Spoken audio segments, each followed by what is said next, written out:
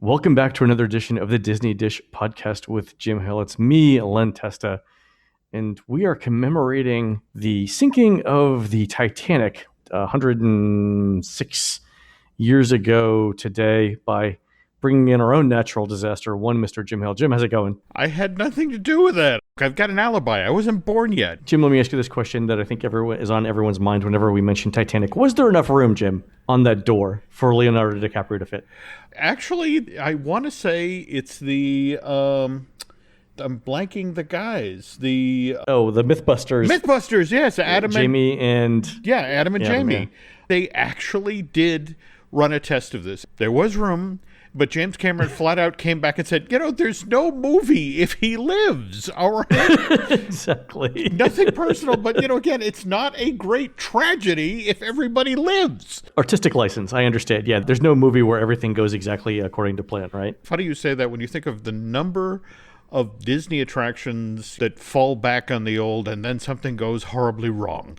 This was one of the very first of those. So, all right. So our episode today, we're going to talk about a couple of things. One is interesting property developments around Walt Disney World. And then, Jim, you're actually going to talk about how Disney is linked to the Titanic, right? There we go. All right. So let's start here. We've got a couple of interesting property developments. I know you've got one about an area around Disney Springs, but let me start off with another one. Remember back right before the recession, Disney bought land to the west of the Animal Kingdom, and it's this area that they now call Flamingo Crossings. Yeah. And they've got a couple of hotels there. I think they're Marriott properties. And I've stayed at both of those. They're interesting for a couple of reasons. One is they're huge hotels. I think they're designed primarily for sports teams going to compete at Wide World of Sports. So you see a lot of cheerleading groups there. You see a lot of soccer teams. You see a lot of kids with chaperones there.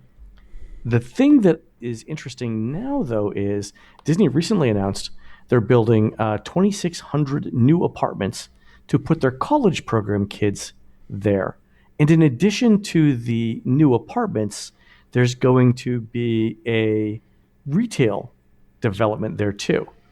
To put this in perspective, if you guys are thinking about where this is in Walt Disney World property, imagine you're driving between Coronado Springs and the Animal Kingdom Lodge or the park. So you come out of Coronado Springs, you're going towards the Animal Kingdom. Instead of going all the way to Osceola Parkway, make your first right onto Western Way. And you go about, I would say, Jim, it's what, half a mile? If that. And you're there at Flamingo Crossings. That's how close this is to Disney property. As soon as you exit Disney property, you could crawl on your hands and knees, I'm not making this up, to Flamingo Crossing. It is that close to Disney property. Why do you think Disney's developing this, Jim, besides the obvious college program thing? If you go all the way back to the earliest iteration of the Flamingo Crossing plan, there was always talk of fast food, chain restaurants, drugstores. There was a very strong retail component there that was supposed to feed the hotels in this area. And one would have to assume, given the 2,200 apartments that are going to be built for the college program, I mean, of course, these kids can then wander down to the Wendy's or the Rexall or whatever else is being built there. I can't help but make the connection that evidently just today, the word went out to all the tenants that are in Crossroads, which, let's remember, that was the first Disney officially built and sanctioned retail area back in, 88? Right, and the Crossroads is just beyond the Disney Springs hotels, sort of off of 535, right? So State Road 535 is the road that you encounter as soon as you leave Disney property. And Crossroads is back there. It had a, was it a Goodings store with the most expensive grocery store I've ever been in my entire life. Also the most depressing. But it's also got, there's miniature golf back there. There's a McDonald's. There's a bunch of food places. My all-time favorite pizza place, Flippers, is there. I can't tell you the number of business meetings I've had at the Perkins that's in this plaza. Great place to grab a slice of pie and have somebody come in and tell you really horrible behind-the-scenes stories about Disney. So it's kind of breaking my heart. Evidently today, Disney reached out to all the tenants and basically told them, look, you have 15 months to clear out, that we're going to flatten this. And this is the way of the world now, that this retail complex that has made tens of millions of dollars over the past 30 some odd years is going away for an exchange just to make 535 that much easier to get on and get off, which has become one of the major arteries right at the edge of Disney property. So a couple of things. One, I didn't know Disney owned the Crossroads property. They initially developed it. They did sell it off in 2005 to an outside party, but the entire period up until that point, they controlled who went in, who built there, that sort of thing. But given that this is basically at the outermost edge, and in fact, again, the weird parallel between this and Flamingo Crossing, not quite in the Disney bubble, but right at the edge, and something that Disney had heavy influence over, and we're going to expand 535 and make it that much easier for people to get into those, and again, I'm dating myself. I still think of that. This is Hotel Plaza before this was even called, downtown Disney, Disney Springs. Right. The road is still called Hotel Plaza Boulevard. There we go. That's kind of remarkable that Disney is going to demolish an entire shopping center to build roads and infrastructure to make it easier to get into their own shopping complex. It's kind of surprising that literally Disney thinks that's the best use of that land as a funnel to get into their other shopping places. That's amazing. Well, if you honestly, you think about the work that's gone on around Disney Springs between the ramps, the road widening, all of that, this really is all about making it that much easier for locals. Yeah. Okay. You mentioned locals, and that's where I was going with this. If you're coming, like I am, from west of Walt Disney World, when you go to Disney Springs, you actually get off on the Disney Springs exit, but then they dump you on an exit road where you have to make a left onto 535, then a right onto Hotel Plaza Boulevard. And Jim, I can't tell you how many times I've not gone to Disney Springs or I've not driven to Disney Springs because that particular stretch of road is a hassle. Oh, God, yeah. And you think Disney's actually going to redo the exits off of I-4 and demolish an entire shopping center just to make it easier for people west of Disney World to get to Disney Springs. I totally believe it. I can't imagine the amount of money that Disney must be making from Disney Springs to make that feasible. This is all now up to the Florida Department of Transportation. And you've been dealing with what's been going on with the building of the toll roads on 4 and the expansion down by Universal, and it is marching in the direction of Disney. Yep. And in fact, the timetable for this, it'll be there right around 2021. Yeah, well, no, that's it exactly. It seems like every show we do now is about, somehow related to the 50th anniversary of Walt Disney World. This is all on the Florida Department of Transportation now. They're the ones who will be riding herd on this project. They'll be, working up the ramps and that sort of thing. And again, the goal is to have this in place in time for the 50th anniversary.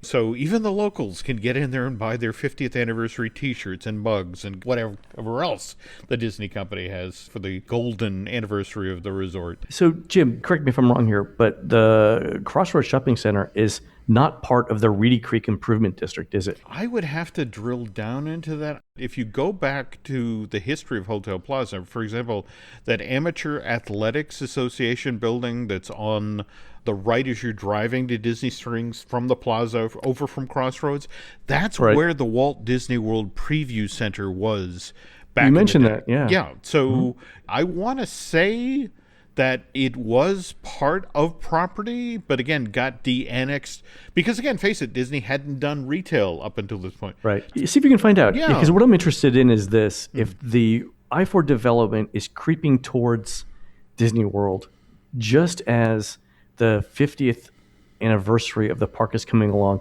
I can see a situation where Disney has to deal with not only the state of Florida government, but also New Jersey and New York-based asphalt companies to get their work done on time. I'm smiling as I think of Disney at a table trying to negotiate with both of those entities about how they don't want their business disrupted.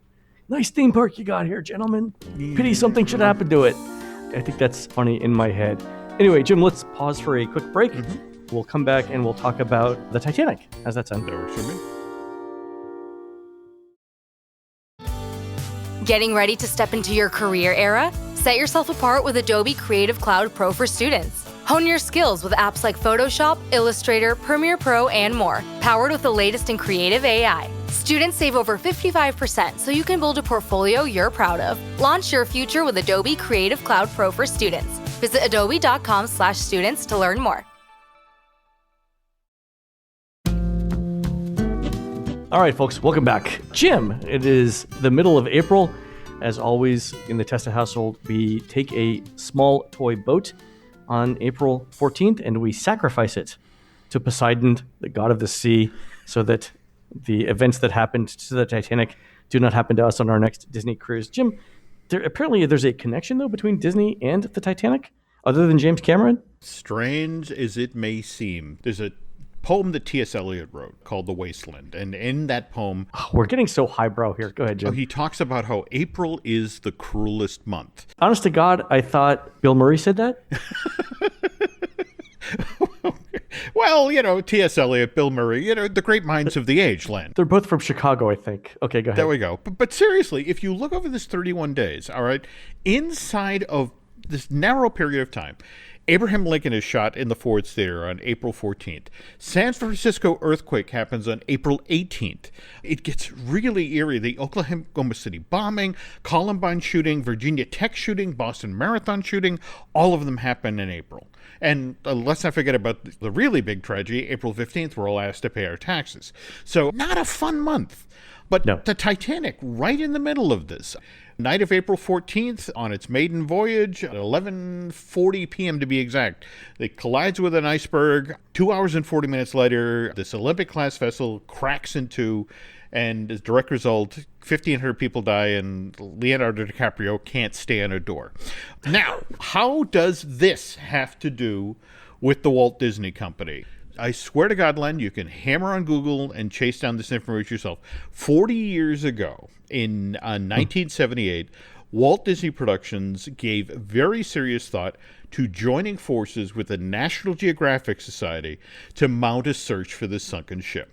At spring of 78, Titanic is very, very, very front of mind. Why? Why does anyone care about the Titanic 66 years after it sinks? Because the previous year, on October 1976, Clive Cussler writes his first real bestseller, Raise the Titanic.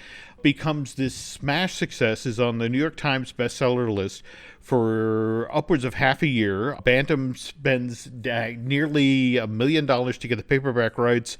So Lord Lou Grade, the gentleman who funded the syndicated version of the Muppet TV show and then paid for the Muppet movie, he spends nearly $500,000 on the movie rights.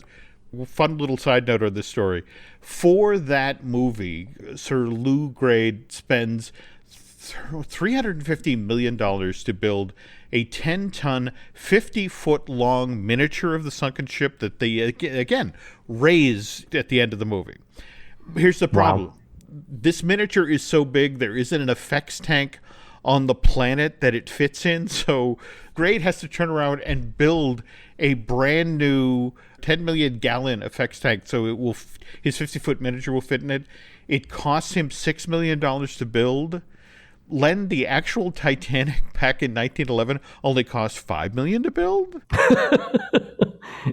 Clearly, he should have built another Titanic at full scale and sunk it. There we go. Sometimes the direct way is the simplest way. And in the middle of this, the actual Robert Ballard, who's a Navy officer who now is with Woods Hole, again announces that he is in fact going to go out and search for the Titanic. And he goes out in 1977. He's teamed up with Alcoa, and they have this piece of equipment that they're going to use to do magnetic resonance to see if they can, because again, it's a giant wreck at the bottom of the sea, and in theory, it'll be easy to find. The problem is that they have to lower it 50 feet at a time, ping, and then lower another 50 feet, and ping, and what happens is there's a miscue at some point, and the wires get cut, and the probe gets disconnected from the ship and just drops to the ocean floor. It's never seen again. But he doesn't give up. And you know Ballard's name because September 1st, 1985, he actually does find the Titanic. He finds it 375 miles to the south of Newfoundland at a depth of 12,415 feet. So what was supposed to be Disney's component here? Yeah. Well, remember we had that show just recently about Kitchen Cabaret, and we had Card Walker in a corporate recruiting film talking about why is Disney getting into so many things that are apparently unrelated to the entertainment? What could Disney possibly contribute? To Card's way of thinking, Disney getting involved with the search for the wreck of the Titanic was all about show business. It was about scoring one killer exhibit that then could serve as the centerpiece for Epcot Center Seas Pavilion. What Walker was proposing was that if Disney were to go halvesies on the search of the North Atlantic for the final resting place of the Titanic with the National Geographic Society, and Ballard were actually able to find the ship, well, this would be this win-win-win situation for Disney. National Geographic would use its magazine to trumpet to the world that the wreck of the Titanic had been found. And given the National Geographic's rock-solid reputation with the scientific community, that would immediately end a lend of air of legitimacy to the whole enterprise. And as part of the series of articles that they'd undoubtedly do about the discovery of the Titanic, National Geographic could mention that a select number of items were recovered from the wreck, not to mention photographs and video that Ballard and his team had collected at that depth, would be on display at Epcot Center's The Seas Pavilion. Right. Okay. Jim, you've been to Las Vegas recently, and you've seen there are traveling, or in Vegas's case, a permanent exhibition with Titanic souvenirs. So this is, it's over 100 years since the thing sank. Where people are still interested in seeing it. So Disney was right in thinking that these artifacts that they bring up from the bottom of the ocean from the Titanic wreck would have pulled people into the Seas Pavilion in the 1980s. Right? That was an actual legitimate business strategy, and we know this because people are still doing it today. But wait, it gets better, Len, because remember, as we discussed in that show, Disney at this point is still genuinely struggling to get sponsors on board at Epcot, people to pay for these actual pavilions. And now Ballard had already made an arrangement with the Alcoa company. They actually had an all-aluminum submersible. I swear to God, it was called the Illuminati, that he was planning on using. Not the Illuminati, because that would have been funny. I agree. I can already see, though, Alcoa's pitch for this whole thing was about the way that the Titanic was structured, right? Because wasn't one of the theories as to why the Titanic sunk so quickly was that the type of steel that was used in the hull was especially brittle in the North Atlantic's cold seawater. I can see Alcoa's pitches, if this thing was made of aluminum. I'm just saying. They would have made it. That's entirely valid. And in fact, obviously Alcoa is going to want to play up its role in having found the Titanic. And here's Disney. It's like, look, we're going to have a permanent exhibit, and we can stress it's your technology that did this, and you'll be one of the centerpiece pavilions at Epcot. And on paper, it's such a wonderful idea. And now, what's genuinely intriguing about this, though, is it wasn't Disney that came up with this idea. It was actually Ballard. After the disastrous attempt in 1977, he was struggling to find funding, and the Geographic was sort of halfway there. It's like, we can find another partner. And he finds out that Roy E. Disney, Walt's nephew, is this big yachtsman and, loves the sea. And so... Oh, I forgot about that. Yeah. So he actually reaches out to Roy E. And Roy E. is the one who brings it to the board. And he figures, well, there's no way Card's going to go for this, but I'll at least do it. And, he's startled that Card leaps on this immediately. Like, yes, oh my God. Can finally get a big-name sponsor on board. More to the point, we get a big attraction, that we can put the Seas Pavilion. So May of 1978, the Walt Disney Company spends approximately $70,000 on a feasibility about what the company's financial exposure would be if they got involved with this. And here's the thing. They come back and they go, okay, the starting costs for Disney's half of this are going to be $1.4 million. Realistically, it's the North Atlantic, and he just lost. A treasure hunt in the North Atlantic, Jim, is not the most promising of ventures.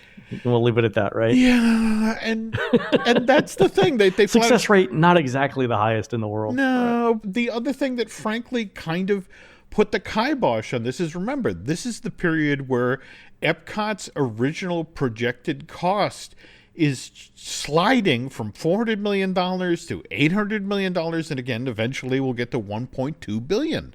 And so here's Card. I could have an absolutely killer exhibit. I could, on the other hand, if this does in fact wind up being 10 times what the initial estimate is, I'm pouring $15 million down a rat hole. It's a legitimate concern, right? He starts off at $1.5 million, but for all intents and purposes, he's throwing the $1.5 million away. So it's Card basically turns to Roy and says, I'm sorry, we can't. And so this is what Walker specifically told Walt's nephew to tell Ballard, that because of the enormous capital investment that you require immediately, it is simply not feasible for us to get involved. So they liked the idea, they just couldn't afford it, right? Yeah, and now jump forward. This is June of 1978. It takes the Walt Disney Company till September 25th, 1983. To finally get a sponsor lined up for the Seas Pavilion. That it took them that long to find United Technologies. Really, 5 years? 5 years. And then 24 months later, he finds the Titanic. That's the thing that's absolutely kills about this, is that September 1st, 1985, Ballard finds the Titanic. January 24th, 1986, if you tuned into NBC, they had an hour-long television special celebrating the opening of Living Seas. And what's the big draw? In the first 30 seconds of it, they mentioned, hey, we've got Olivia Newton-John and the man who found the Titanic, Robert Ballard. And he literally, 5 to 10 minutes of this is the exact thing Disney wanted. There's Robert Ballard showing the video and talking about it. Of course, no artifacts, because Disney, in the end, just got cold feet. And it would be, how many more years would it take for him to go back and actually start recovering artifacts? Because I know they've brought up china and glassware and sort of personal effects from the Titanic. How many more years after 85 did it take for them to go back and do that again? Well, a lot of these outfits that have gone and collected the artifacts from the debris field and aren't necessarily, again, the group from Woods Hole that Ballard worked with, using the Alvin to get down to that 1,200 foot depth. A lot of these 12,000 foot depth. Yeah, 12,000 foot depth. And if anything, over the last 10 years or so, Ballard's gotten very militant about the fact that so many submersibles, so many outside companies, it's for certain people of a certain income level, this is actually a tourist opportunity that they'll take you out to the site and bring you down to the wreck. And frankly, the number of vessels that have been there and picked over the bones, I mean, he's tried to get it declared sort of an underground memorial and hands off. And the rest of the world's like, yeah. Let me search for teacups. That part of the story does, in fact, break your heart. And in fact, that photos that are taken these days of the wreck compared to the images from 85 show a far more accelerated level of decay that if you listen to Ballard, he believes it's the vessels themselves coming down and stirring up the water that are accelerating the destruction of the wreck site. So yeah, they're moving mud and silt around, and it's covering things up, and it can't be good for the overall thing. But the problem is it's in international waters and it's 12,000 feet down. It's not like we're going to put a security guard. No. There, right? That's it, exactly. So, fun little side note here again, just sort of doubling back to the Raise to the Titanic movie. The idea that Kusler came up with as to how they were going to salvage the wreck and literally bring it back to New York. They were going to fix the hole in the sides in the hull, and they were going to pump compressed air into this thing and then float the Titanic back up and sail it back to New York. Care to guess where he got the idea? No idea. Don't know. From a story that Carl Barks wrote for a Walt Disney Comics and Stories back in May of 1949. Literally. Ahead of his time, Jim. Ahead of his time. But again, it's a story called The Sunken Yacht. Donald Duck has accidentally sunk Scrooge McDuck's yacht, and he has to get it back. And the solution is that they stick a hose in the side of it and fill the thing with ping pong balls. Even a weirder bend on the story. In the Suez Canal in the early 1960s, a boat full of sheep sinks to the bottom land. Gentleman actually raises the ship using this technology. With ping pong balls or with filling it with compressed air? I want to say it's actually full size, like athletic balls, but it gets it far enough out of the ground. He's so proud of his technique, he goes to patent it. And several patent offices in Europe actually turned him down and said, well, I'm sorry, you didn't come up with this idea. Donald Duck did. And they refused his patent. Sir, you were beaten by one duck. There we go. D. There we go. So, well, anyway, there's our Titanic-related story. Maybe, again, I'm sorry if we're a little too lighthearted here. This was, in fact, a horrible tragedy. But it was. I'm just fascinated by the fact that if Card had stuck with it. And, in fact, I guess the weirdest part of the story is that if you drill down into some histories of the Titanic, there was evidently this British military operation that had actually discovered the Titanic in 1977. Oh, but they couldn't talk about it because it was secret? It was classified. Years after the fact, they were like, well, yeah, we found this giant anomaly in the exact same place you found the Titanic, but we couldn't talk about it because we were looking for something else. So yeah, I've heard the same thing, that the Americans were looking for Russian subs and came across various shipwrecks, and they're like, yeah, we found it, but we couldn't say anything about it because then the Russians would know what we had. There we go. I love the Donald Duck story, though. I think that's hysterical, and I've never heard of it before. Yeah, you would think a dead sheep has enough gas. Well, all right, let's not go there. Okay. Actually, I've never thought about it that way, but that's something to contemplate for our next show. There we go. All right, folks.